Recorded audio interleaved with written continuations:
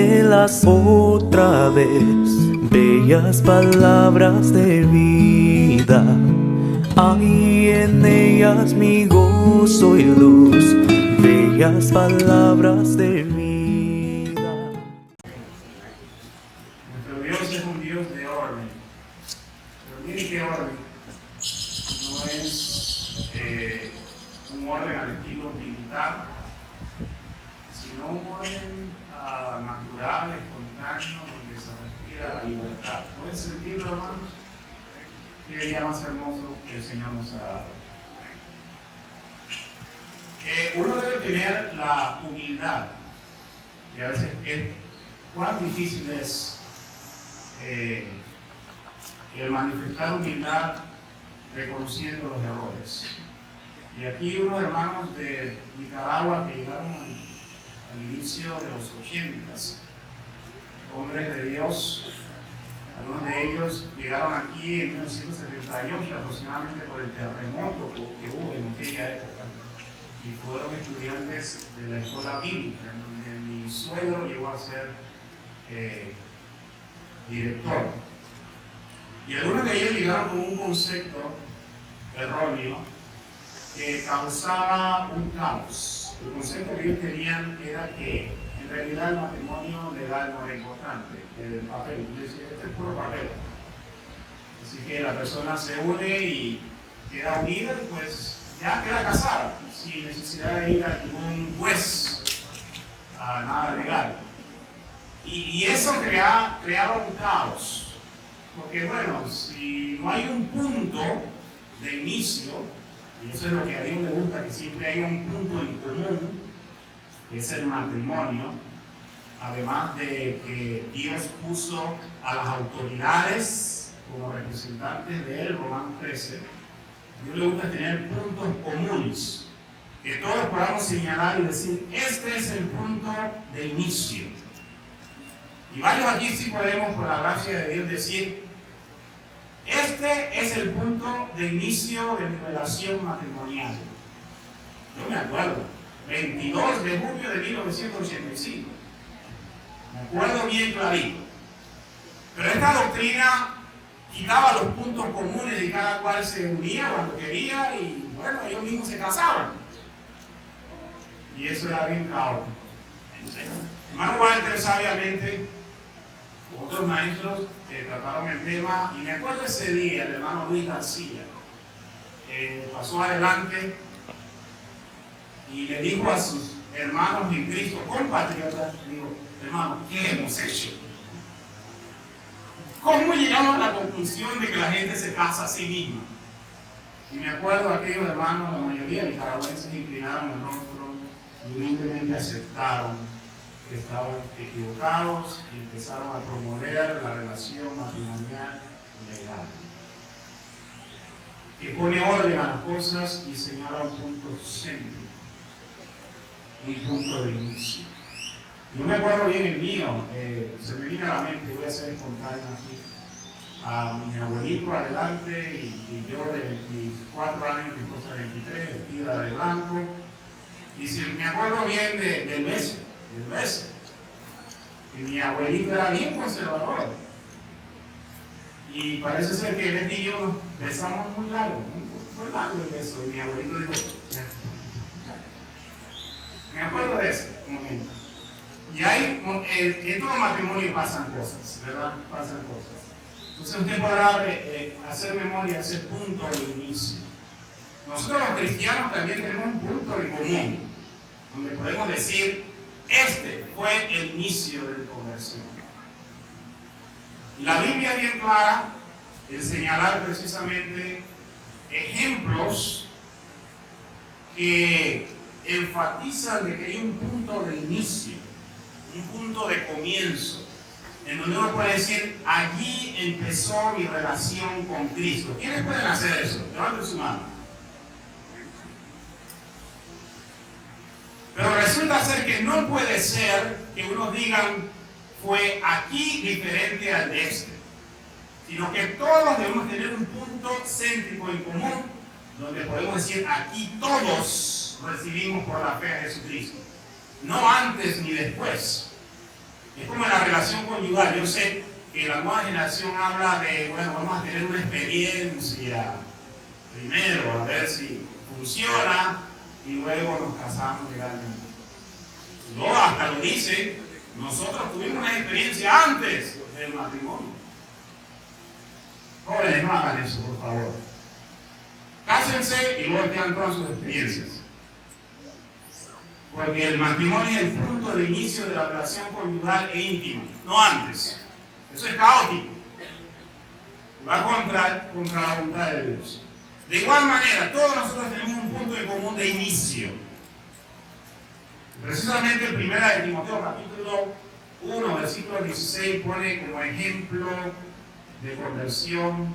Hay otros ejemplos que ponen como ejemplo de conversión al apóstol Pablo. Pregúntese bien cómo Pablo se convirtió. Quiero que todos se enfoquen ahí y que todos hablemos lo mismo y que todos tengamos el mismo punto de inicio y la misma forma de predicación.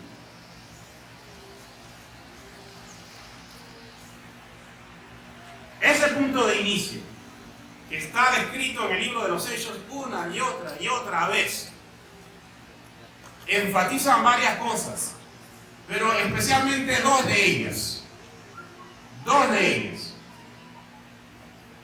Es el punto donde todos confesamos que Jesús es el Hijo de Dios. ¿Se acuerda de la pregunta que le hicieron en ese momento? Donde usted fue llevado a las aguas bautismales y le hicieron una pregunta clave, que fue: ¿cree usted que Jesucristo es el Hijo de Dios? Y usted dijo: sí creo, sí lo creo. Entonces le bautizo a usted en el nombre del Padre, del Hijo y del Espíritu Santo, para el perdón de los pecados y para recibir el don del Espíritu Santo. ¿Y qué fue lo que le salvó? ¿El agua? No. Es esa fe que le salvó. Lo llevó a creer que Jesucristo es el Hijo de Dios. Es ese punto de inicio en común. En común. Y si usted lo quita, pierde su esencia. El acto del bautismo es nada, es un rito vacío. Pero cuando usted declara con sus labios, diciendo: creo que Jesucristo es el Hijo de Dios, esa es la fe salvadora, antes de ser sumergida en las aguas. Con el corazón lleno de fe, usted es sumergido y es salvo por la fe.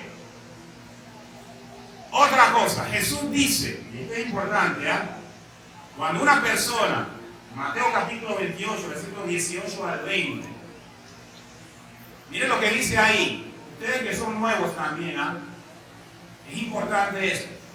Lo que sucede en ese momento es el punto céntrico común de todos. Jesús dice: toda potestad me da en el cielo y en la tierra.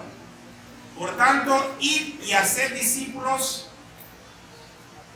a todas las naciones. Este es algo universal, a todas las naciones, bautizándolos, y nótese bien, en el nombre del Padre, del Hijo y del Espíritu Santo, enseñándoles que guarden todas las cosas que yo os he mandado, y aquí yo estoy con vosotros todos los días hasta el fin del mundo. ¿Podemos decir amén a esas palabras o no? Amén. Podemos decir amén porque Jesús la dijo. ¿Y sabe lo que sucede ahí en ese momento? En donde usted cree en Jesucristo como el Hijo de Dios y es bautizado en el nombre del Padre, del Hijo y del Espíritu Santo. ¿Sabe lo que pasa? Eso no es, como dicen algunos religiosos, una fórmula bautismal. Eso suena muy ceremonial. No es una fórmula, es una fe. ¿Y sabe lo que usted está haciendo? Usted está declarando de que hay un solo Dios trino, existente en tres personas, pero un solo Dios, Padre, Hijo y Espíritu Santo. Y usted está renunciando a otros dioses, a otros ídolos. Y está creyendo y siendo sumergido con la fe de que hay un solo Dios. ¿Agarraron la idea, hermanos? ¿Saben por qué? Porque algunos lo toman simplemente como un dicho ceremonial. El bautizo en el nombre del Padre, del Hijo y del Espíritu Santo, como si fuera una fórmula. No. Allí usted está haciendo una declaración de fe, de que hay un Dios todopoderoso, triuno, Padre, Hijo y Espíritu Santo. Y ahí todos, al igual que cuando uno se casa y dice sí, te acepto, en ese momento usted está declarando que Jesucristo es el Hijo de Dios y está siendo bautizado en el nombre del Dios Trino. ¿Sabe lo que es eso? Eso significa una renuncia a todo ídolo, a todo otro Dios, y que usted se compromete a servir, a adorar solamente al Dios verdadero, al Padre, al Hijo y al Espíritu Santo. ¿Cuántos le adoran a Él? Y el punto de inicio es ese, no lo cambie. Jesús lo puso. Y ese punto de inicio está a través de todo el libro de los Hechos. A ver, ¿cuáles son nuestros inicios? Profetizado por dos profetas, Isaías y Miqueas. El profeta Isaías, en el capítulo 2, versículo 3, 740 años antes de la venida de Jesús, le dijo algo hermoso que todos tienen que conocer. Por favor, trate de poner atención a esto, de enterarse de esto, de conocer estas palabras, esta profecía que se cumplieron en Hechos capítulo 2, de lo que vio Isaías, hijo de Amós, acerca de Judá, de Jerusalén, acontecerá en los postreros tiempos, o en los postreros de los tiempos, que será confirmado el monte de la casa de Jehová como cabeza de los montes, y será exaltado sobre los collados, y correrán ahí todas las naciones. El primer pacto fue dado en el monte Sinaí, pero ahora se va a establecer un nuevo pacto, cuyo mensaje iba a comenzar en Sión, en Jerusalén. Versículo 3. Y vendrán muchos pueblos, y dirán: venid y subamos al monte de Jehová, a la casa del Dios de Jacob, y nos enseñará sus caminos, y caminaremos por sus sendas. Porque de Sión saldrá la ley, y de Jerusalén la palabra de Jehová. Fue por esta profecía en que se encuentra repetida en Miqueas que Jesús le dijo a sus discípulos después que resucitó: quédense en Jerusalén. Allí se va a iniciar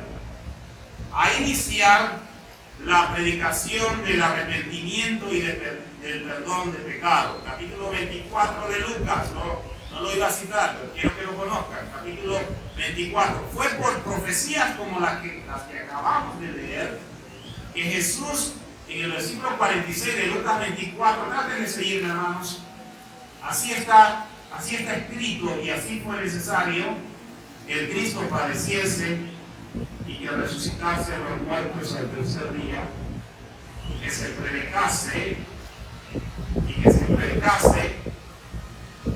en su nombre, atención, el arrepentimiento y el perdón de los pecados. ¿En dónde? ¿En dónde? ¿Quiénes están conmigo todavía aquí? En todas las naciones. Es decir, que esta predicación es igualita para los judíos, para los gentiles, para todas las naciones. Comenzando desde Jerusalén. Quiere decir que el punto de inicio en Jerusalén, la forma de explicación en Jerusalén era la misma para todas las naciones. ¿Lo vio? No es otra. Ese es el punto de inicio. Por eso fue que los discípulos, después que Jesús ascendió al cielo, fueron a Jerusalén. Y allí en Jerusalén, el día de Pentecostés, Hechos capítulo 2, punto de inicio, estaban los discípulos reunidos en Jerusalén, y vino el Espíritu Santo con poder, y ellos empezaron a hablar en los idiomas de los representantes de las naciones. Eran como 15 naciones que estaban representadas por los casi 100.000 judíos en una historia que se reunían el día de Pentecostés. Estaban allí para celebrar las cosechas de las primicias, pero Dios se había propuesto un punto de inicio, recoger sus primeras cosechas, y el apóstol Pedro se pone en pie en el versículo 14, porque era a él a quien Jesús le había dicho: a ti te daré las llaves del reino de los cielos. Se puso en pie y predicó a Jesús como Señor y Salvador. Y usando las escrituras del Antiguo Testamento, le demostró que Jesús tenía que morir por nuestros pecados, fue ser sepultado y resucitar de entre los muertos. El mismo mensaje. Luego concluye su mensaje en el versículo 38 diciendo: usted debe conocer esto, porque es el punto de su inicio también, de la iglesia a la cual usted pertenece. Sepa pues ciertísimamente toda la casa de Israel que este Jesús a quien vosotros crucificasteis, Dios ha hecho Señor y Cristo. Y al oír esto se compungieron de corazón, dice allí en el versículo 37. Y preguntaron a Pedro y a los otros apóstoles: varones hermanos, ¿qué haremos? Y Jesús había dicho que en Jerusalén iba a comenzar la predicación, el arrepentimiento y el perdón de pecados. Ahí en Jerusalén iba a comenzar, y se iba a proclamar a todas las naciones también el mismo mensaje. Por eso Pedro respondió diciendo: arrepentíos, verso 38, punto de inicio. Arrepentíos y bautícense cada uno de vosotros en el nombre de Jesucristo para perdón de los pecados, y recibiréis el don del Espíritu Santo. Es más, hermano, quiero decir algo. Aquí el énfasis no es el agua. El tema del todo el capítulo 2 es el Espíritu Santo. Y uno recibe cuando se arrepiente y se bautiza. Ese es el tema de todo el capítulo 2. Y el Espíritu Santo es dado a todos los que creen y obedecen al Evangelio. Y no es algo nacional para los judíos solamente, es algo universal. ¿Entendieron? El versículo 39. Es universal, porque para vosotros es la promesa, y para vuestros hijos, y para los que están lejos. ¿Saben quiénes son los que están lejos? Los gentiles. Y para todos los que el Señor llamase. Es decir, que esta es una promesa universal. El Espíritu Santo no fue prometido solamente para los judíos, sino para todas las naciones, para todos los que creen y obedecen el Evangelio. Punto de inicio, Hechos 2:41. Así que los que recibieron su palabra fueron bautizados, y se añadieron aquel día como 3.000 personas. Si usted le preguntara posteriormente a todos esos hermanos, todos ellos, esos miles de creyentes, cuál fue su punto de inicio, ellos señalarían este momento, cuando fueron sumergidos en las aguas del bautismo, arrepentidos de sus pecados y confesando a Jesús como Señor y Dios. Punto de inicio. El capítulo 4, versículo 4 dice que se convirtieron como 5.000 varones también, por el mismo mensaje, porque el apóstol Pedro, en Hechos capítulo 3, versículos 19 y 20, a ver cuántos están conmigo todavía, hermano. ¿Perdí alguno por ahí? ¿Todos están ahí? Hechos capítulo 3, versículos 19 y 20 dice: así que arrepentidos y convertidos, para que sean borrados vuestros pecados, para que vengan de la presencia del Señor tiempos de descanso, tiempos de refrigerio, y en el día de Jesucristo que fue antes anunciado. Y el capítulo 4, versículo 4 dice que los que oyeron esta palabra creyeron, y el varón era los convertidos. Y nótese bien, la palabra creyeron ahí no excluye, sino que incluye el arrepentimiento, el bautismo. que el llamado fue que se arrepintieran y se convirtieran. Y eran como 5,000 varones que se arrepintieron por la fe y se convirtieron a Cristo. Punto de inicio. Los samaritanos, el evangelio salió de Jerusalén y se extendió por Judea y Samaria. Y fue Felipe, el evangelista, que llegó a Samaria en Hechos capítulo 8, versículo 12. Léalo por favor. Dice allí que cuando creyeron a Felipe, que anunciaba el evangelio del reino de Dios y el nombre de Jesucristo, punto de inicio, se bautizaban hombres y mujeres. ¿Y por qué lo hacía? Porque creyeron en el evangelio. No niños, sino hombres y mujeres. Sí, porque hay algunos que se les pregunta ¿cuándo empezó? ¿Cuándo usted se convirtió en cristiano? Cuando me bautizaron, cuando era bebé. No. Hombres y mujeres se bautizaron por la fe en Cristo. El mismo punto de inicio. El mismo, no otro. El etíope, un gentil convertido al judaísmo, amante de las escrituras, temeroso de Dios, venía de Jerusalén, porque ahí y fue allá a adorar, y el Señor planeó el encuentro, planeó todo, porque este plan fue, escuchen bien, este plan fue de Dios, porque el camino era desierto, y en el desierto usted no encuentra agua, no, pero Dios puso el agua por algo. Él venía leyendo al profeta Isaías, sin entender, y Dios le envió a Felipe y le anunció el evangelio de Cristo. Hechos capítulo 8, versículo 35.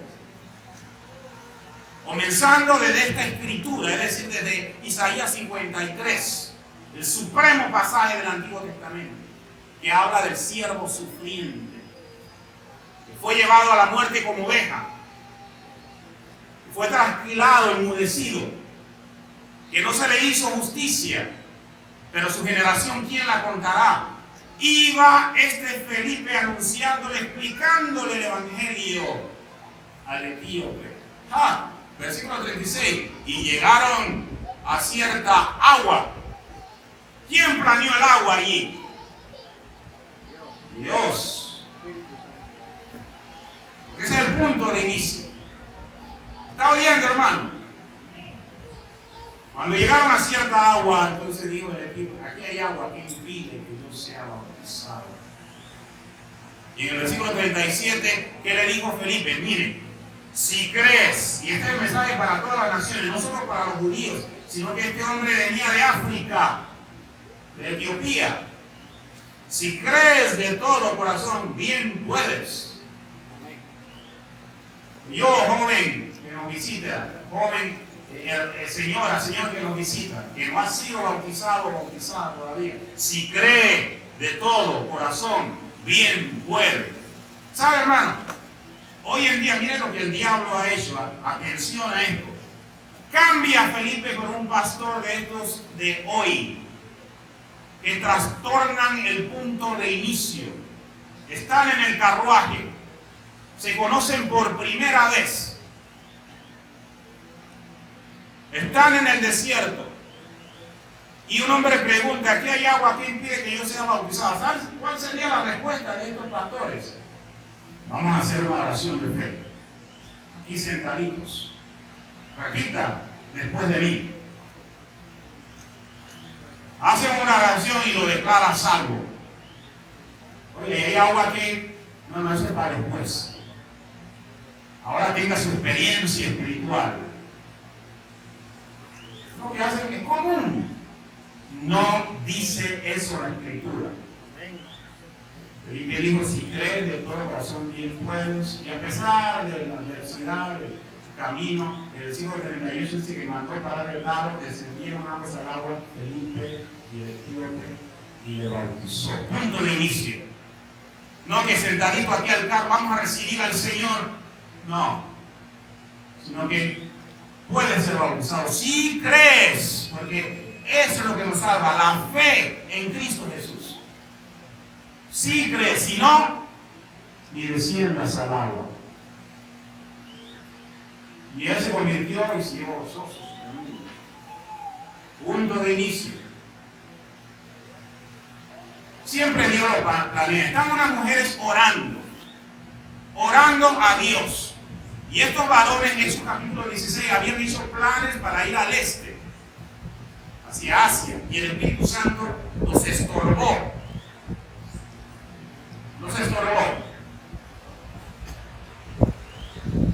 Y en Troas, un varón macedonio le dice a Pablo y a sus compañeros: pasa a Macedonia y ayúdanos. Estamos en Hechos 16:10.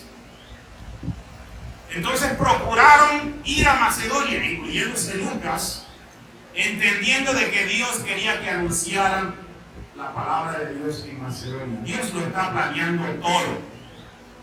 Llegan a Filipos, la primera ciudad de Macedonia, una colonia. Hechos 16:11. ¿Están conmigo, hermanos? No quiero perder a ninguno aquí, ¿eh?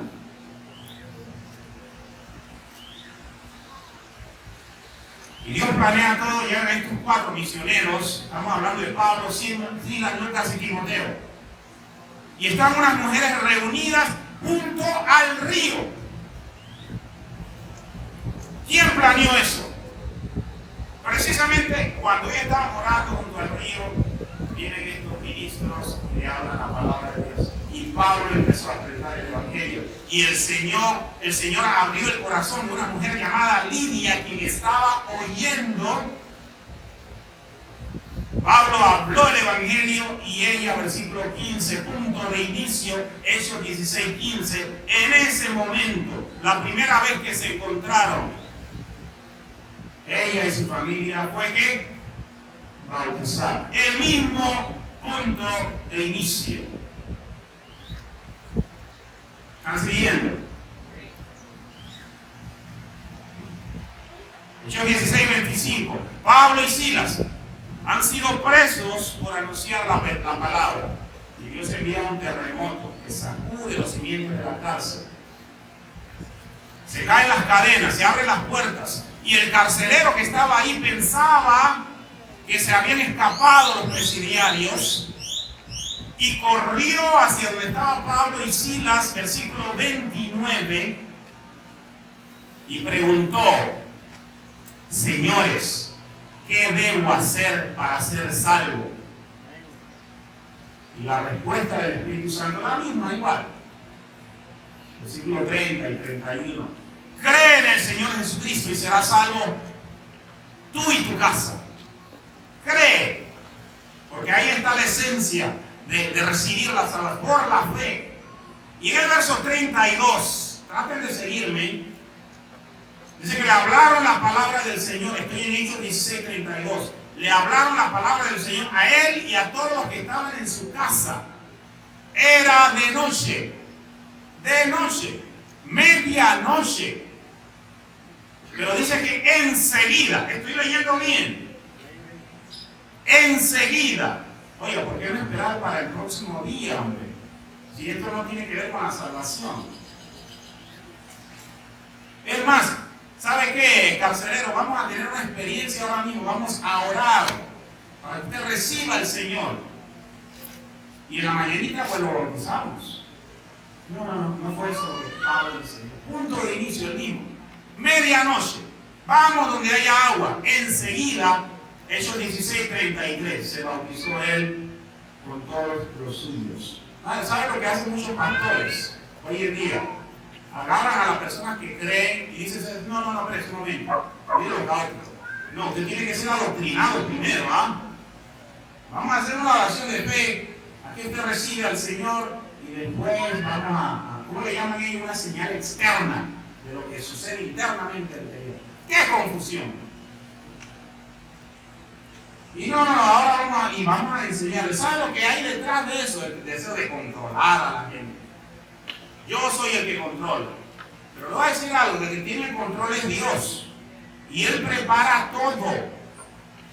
Y cuando uno llega a una persona en quien Dios ha trabajado, como lo fue Lidia y el carcelero, y esa persona está lista para ser bautizada, bautícele y ya, aunque sea medianoche.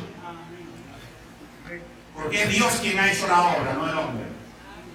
Uno simplemente cosecha lo que uno no ha sembrado.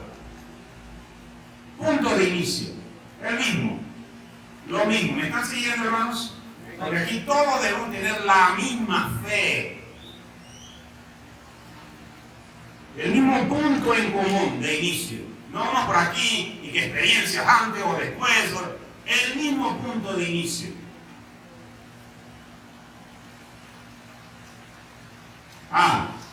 Pero ¿saben qué? Para Lucas, el escritor del libro de los Hechos, hay una conversión que todas son importantes, pero hay una que es para él bien crucial, que es la conversión de Saulo de Tarso. Y tan crucial fue para Lucas esta conversión que en 3 ocasiones se narra. ¿Me escucharon? 3 ocasiones.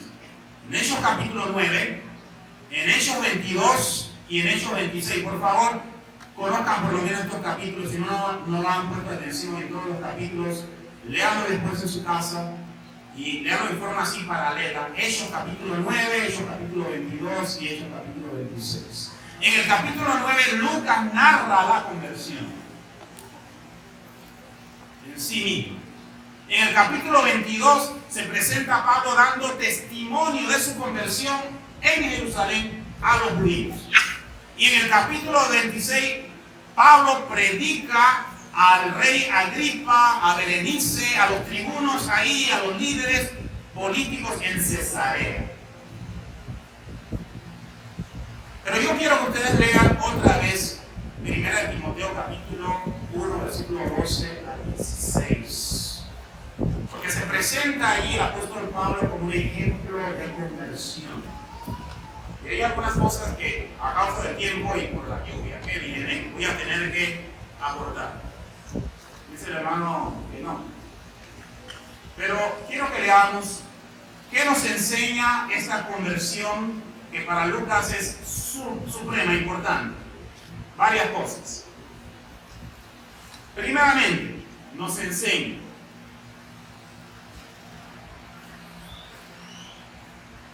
enfatiza la gracia abundante de Dios. No, dije mal. La superabundante gracia de Dios. Sí, porque dice el apóstol Pablo en el capítulo 1 lo siguiente. Él dice: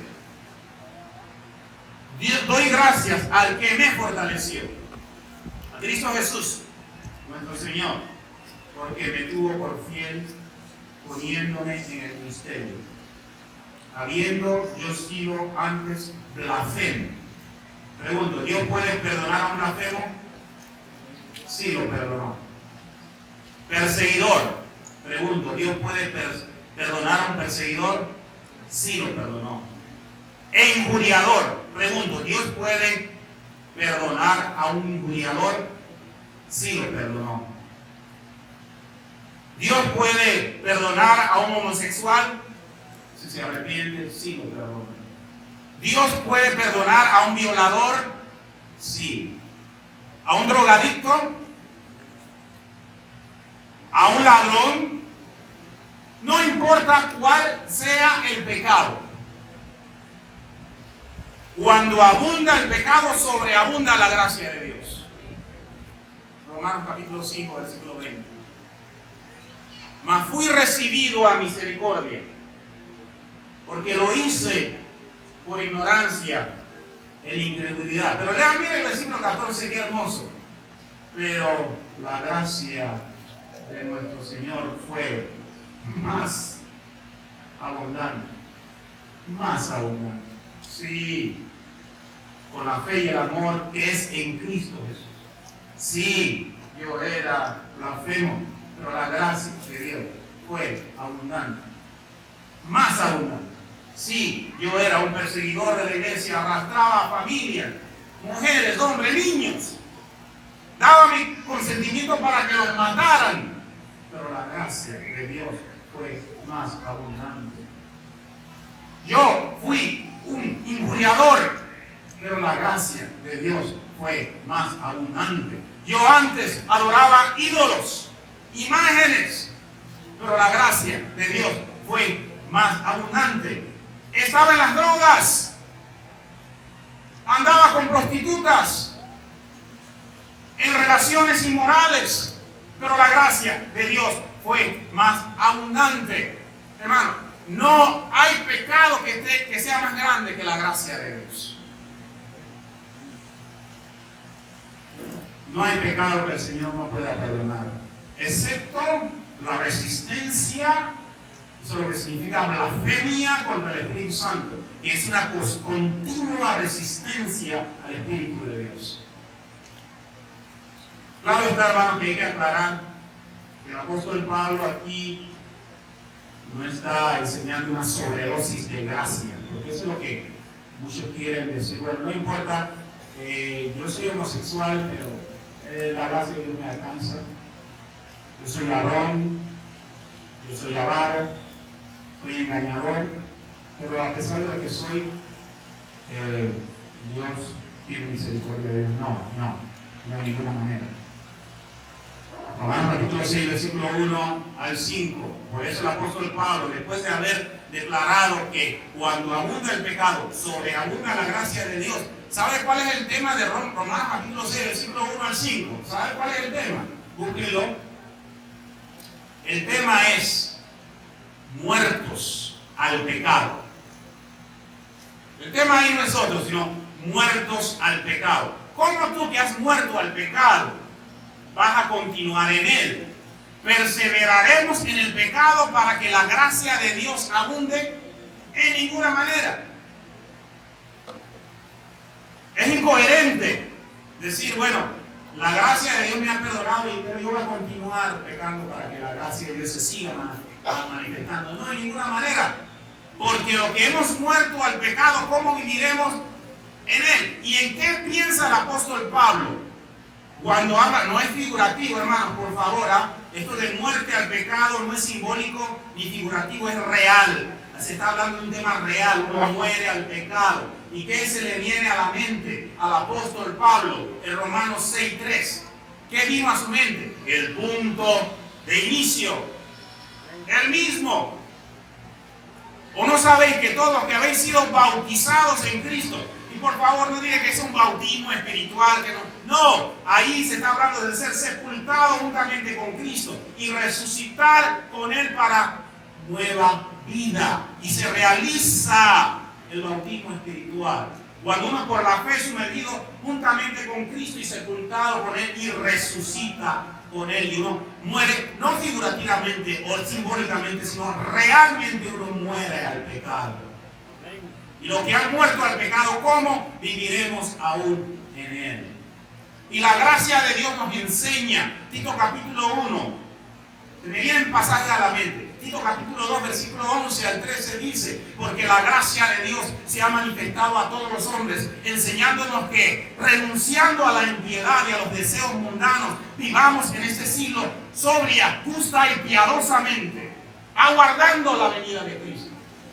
La gracia de Dios no nos impulsa al pecado, sino a renunciar a la impiedad y a los deseos mundanos. Tito 2, 11 al 13. ¿Estoy con ustedes? ¿Están conmigo, hermanos? Amén. El ejemplo de la conversión de Saulo de Tarso subraya, enfatiza la suprema, la superabundante gracia de Dios. Una hermana lloraba diciendo: Dios no me puede perdonar porque hace unos años atrás yo quedé embarazada y aborté a mi hijo. Y tenía esa culpa. Vamos a orar. Vamos a orar. Usted está arrepentida. Sí, hermano, vamos a orar. Y oramos. Y el Señor te ha perdonado, porque el pecado que cometiste no es más grande que el amor de Dios. Si te has arrepentido, Dios te ha perdonado. Bueno, este pensamiento ha inspirado a tantos autores. Sublime gracia del Señor, que un pecador infiel salvó. Perdido estaba yo y Cristo me encontró. Deeper than the ocean and greater than the sea is the grace of the Savior of sinners like me. Aunque fueran tus pecados rojos como el carmesí, en el río del Calvario hay limpieza para ti. La gracia de Dios alcanza a todo pecador. ¿Qué nos enseña esta conversión del apóstol Pablo? Nos enseña un genuino arrepentimiento, hermano. Un genuino arrepentimiento. Cuando la persona se arrepiente, aunque haya sido injuriador, se convierte en un adorador. Aunque haya sido blasfemo, ahora proclama el nombre de Cristo. Aunque haya sido un perseguidor, ahora está dispuesto a ser perseguido por la causa de Cristo. No importa. Hermano, nosotros a veces, como dicen en inglés, we take for granted the power of Christ. Pensamos que el poder de Dios no puede cambiar. Y hoy en esta era moderna, decimos así, miren lo que decimos, bueno, esa persona se bautizó, se convirtió, pero tiene que someterse ahora a un tratamiento porque el cambio es parcial. Hay que ahora, los hombres tienen que intervenir para que haya un cambio total. Hermano, no es así. Yo he visto milagros, hombres que han estado sumergidos en el pecado. A mí me tocó predicar en el campo. Gente que practicaba la zoofilia o el bestialismo, que tenía intimidad con animales, se convirtieron a Cristo. Y sus sentimientos torcidos ahora tienen familia, hermano. ¿No tiene el Evangelio poder para salvar y transformar al hombre, hermanos? Nótese esto. 1 Corintios capítulo 6. Lea, por favor. Y en esta época no había los adelantos que tenemos hoy en día de todos los tratamientos clínicos que tienen que pasar y que son muy buenos y que son instrumentos de Dios para traer cambios y que hay que promoverlos. Pero nótese bien, en esta época no había nada de eso. No estaban ni los inicios del conocimiento de lo que tienen nuestros psiquiatras y psicólogos para ayudar a la gente que están en estos vicios. Pero algo transformó a estos hombres en una sociedad corrupta como Corinto. Pero fueron transformados por el poder de Dios porque se arrepintieron. No sabéis, versículo 9 del capítulo 6, no sabéis que los injustos no heredarán el reino de Dios. No erréis, ni los fornicarios. Estamos hablando de caracteres, no gente de que simplemente fornica, sino fornicario, de carácter fornicario. Los idólatras, los adúlteros, de carácter adúltero,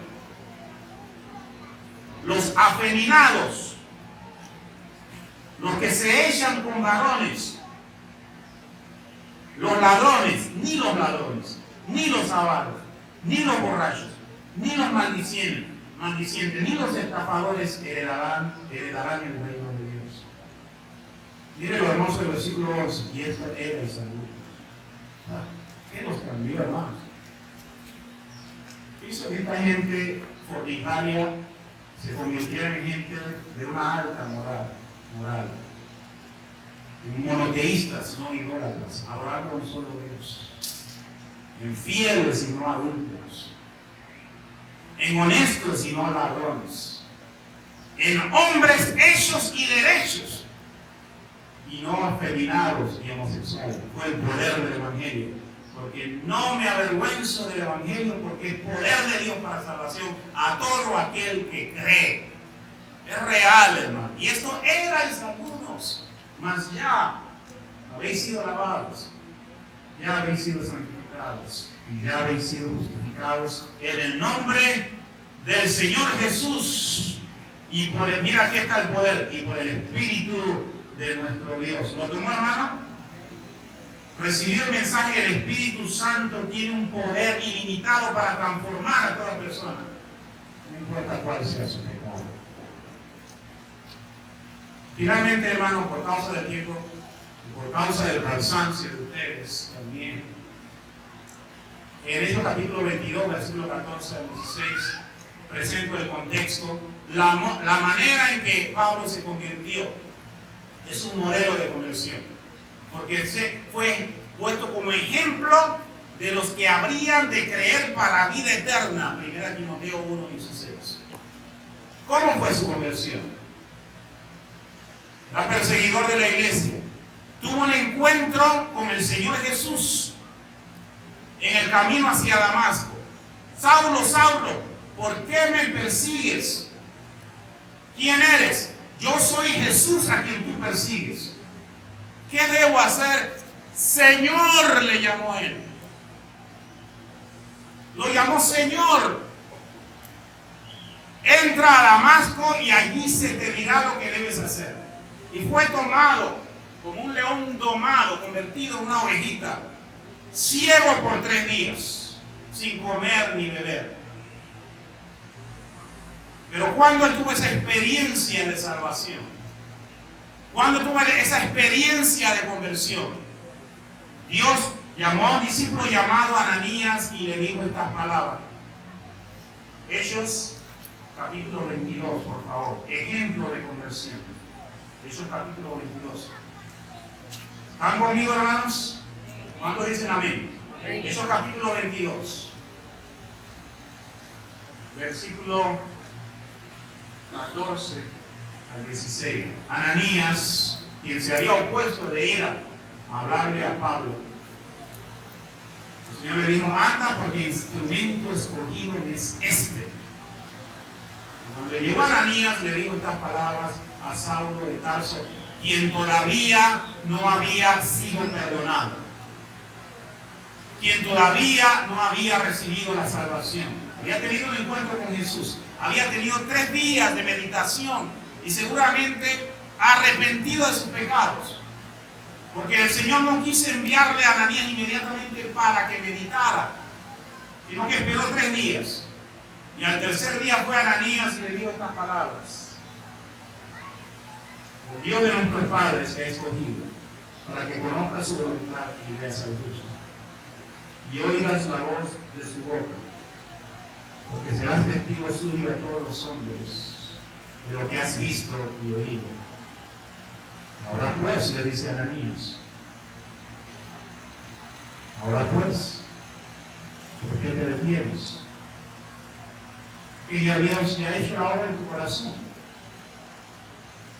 ¿Te has dado cuenta que Jesús no es un impostor, es el Hijo de Dios? ¿Te has dado cuenta de que esta es la verdad? Ahora, ¿qué te detiene?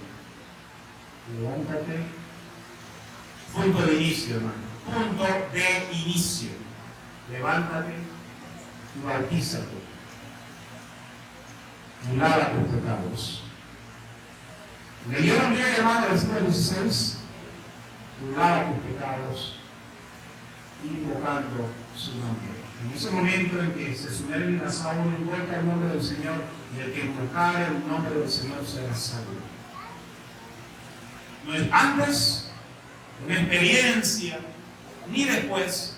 Eso trae caos, trae confusión, sino que todos en un punto igual de inicio. Y este es el ejemplo que nosotros tenemos. Y es el ejemplo de todo lo que han de creer en Él y los que creen en Él para la vida eterna. Punto de inicio. ¿Cuántos han tenido este mismo punto de inicio? Yo me acuerdo bien, tenía 16 años de edad. Yo había leído mi Biblia y el pastor de la iglesia me había dicho, porque yo leo en el libro de Hechos que todos los que creen son bautizados, ya yo creo. Y él me dijo: todavía no ha llegado el día, porque ellos tienen días de bautismo, donde se bautizan a grupos de gente ya salva, dice. Y fui donde mi abuelito, me acuerdo bien, a Chorrera, tenía yo 16 años. Y le digo: abuelito, ya yo recibí al Señor. Y me preguntó mi abuelito: ¿ya te bautizaste? Yo no estaba bautizado hace tiempo, pero el pastor dice que no ha llegado el día. Y no había agua en Chorrera. No había agua en Chorrera, estoy hablando de 1977. Qué lástima. Salí delante del oficio el día lunes con mi cuaderno uniformado, dirigí a agua, y ese día el hermano Gilberto Alvarado me bautizó. Ese es mi punto de inicio antes. Fui bautizado para el perdón de los pecados y para recibir el Espíritu Santo. Y ese es el evangelio que anunciamos a todas las naciones, el mismo. Y es la forma que Pablo también se convirtió. Proclamemos esta verdad, hermano, que todos hablemos una misma cosa. Es palabra del Señor. Ahora, usted decidirá si va a ser humilde de él. Porque sí he hablado con algunos pastores y dicen, no, hermano, no es así. Y siguen encerrados y, bueno, el Señor tenga misericordia de ellos. Pero hay otros que han tenido la humildad de decir amén, sí es. Como aquellos hermanos nicaragüenses que decidieron corregir esa confusión y establecer un punto de inicio de unir un matrimonio. Así también todos nosotros aquí hemos querido un punto en común. Pónganse en pie todos los bautizados en Cristo. Pónganse en pie. Todos los salvos en Cristo. Para que haya orden. Orden. No confusión. Todos proclamemos el mismo punto de inicio. Aquí no se trata de tener una experiencia antes de la unión conyugal con Cristo. Porque cuando uno acepta al Señor, uno se une con Él. Y el que se une con el Señor, uno es con Él. Quizás hay alguien aquí que sí, el Señor ha tocado su corazón y sí ha trabajado Dios en usted, por eso está aquí. Porque es Dios quien hace la obra. Quizás hay alguien que no ha recibido al Señor. Y ese es el término que yo uso. Disculpen, hermano, yo no hablo de pasos. Si usted quiere usarlo, amén. Una analogía. Pero la Biblia habla de recibir a Jesús. ¿Y tú no recibes? Simplemente se trata de recibir por la fe de Jesús. Arrepentido del pecado uno recibe. Es que el don se recibe. ¿Qué puede hacer uno? Es un regalo. Uno recibe. Lo que tiene que hacer simplemente es recibir, porque usted no puede hacer nada. Usted no puede hacer ninguna obra. No hay obra que salve. Porque por fe somos salvos. Y el bautismo no es una obra de hombre, no. Ahí usted está expresando una fe en Jesucristo. Y cuando usted es bautizado por la fe, usted no es salvo por obra, sino por la gracia de Dios. Porque usted es sepultado juntamente con Cristo y resucita con Él, creyendo que Él murió de la cruz por sus pecados. De manera que usted lo único que tiene que hacer es recibir el regalo, un regalo. Porque la dádiva, la paga del pecado es muerte. Pero la dádiva de Dios es vida eterna en Cristo Jesús, Señor nuestro. Es un regalo, es just a gift. Nothing more, nothing less, just a gift. Because we are unworthy to receive anything.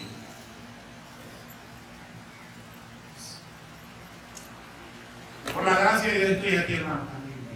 ¿Y ustedes, hermanos? Salvo por la gracia de Dios. Vamos a adelantar, Raúl, creo que es el 157, o mandar tan infinita hacia el mundo pecador. Dios en Cristo revelando su eternal y santo amor.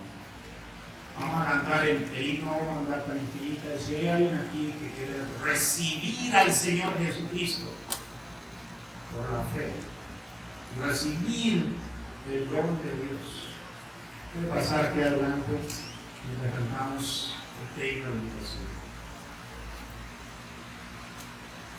Oh, bondad tan infinita hacia el mundo pecador, Dios en Cristo revelando su eternal y santo amor, es Jesús para mí la esperanza de salud, solo en Él hallaré la divina plenitud,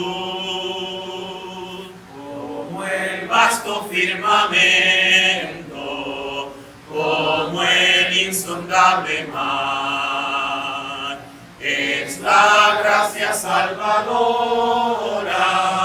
que Jesús al alma da. Es Jesús para mí la esperanza de salud.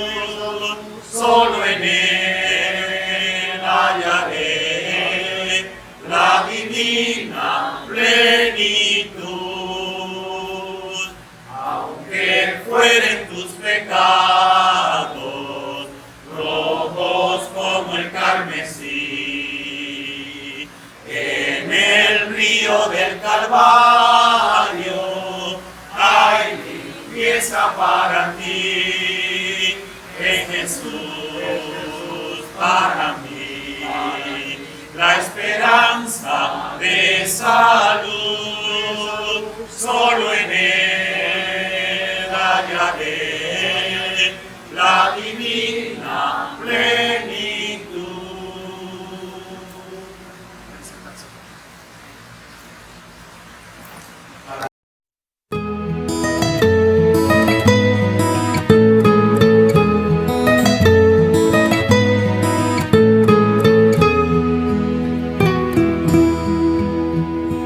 Oh, cantadmelas otra vez, bellas palabras de vida. Hay en ellas mi gozo y luz, bellas palabras de vida.